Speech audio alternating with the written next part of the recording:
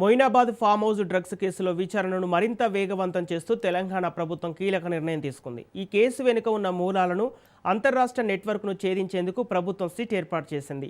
ఈ సిట్కు చీఫ్గా చేవెళ్ల డీసీపీ యోగేష్ గౌతమ్ను నియమించగా ఒక బృందంలో greyhounds commander M Ravinder Reddy, Shadnagar DCP Sirisha, eagle force అధికారులు సి హరీష్ చంద్రారెడ్డి, ఎన్ బుచ్చయ్యలతో పాటు మొయినాబాద్ ఎస్హెచ్ఓ మల్లికార్జున్ రెడ్డి, ఎస్ఐలు కోటేశ్వరరావు, సదాత్ అలీ సభ్యులుగా ఉన్నారు.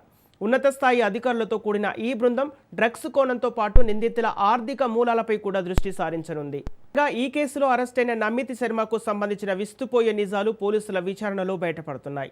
ఇతను కేవలం డ్రగ్స్ వ్యవహారంలోనే కాకుండా రాజకీయ అండదండలు ఉన్నాయని నమ్మించి మోసాలకు పాల్పడే ఒక ఆరితేరిన టీచర్గా పోలీసులు గుర్తించారు.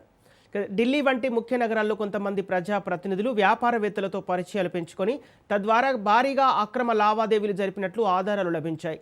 కొన్ని సందర్భాల్లో తానే ఒక ఎంపీ లేదా ఎమ్మెల్యేగా పరిచయం చేసుకొని కాంట్రాక్టులు ఇప్పిస్తానంటూ పెద్ద ఎత్తున సొమ్ము కొట్టేసినట్లు దర్యాప్తులో తేలింది.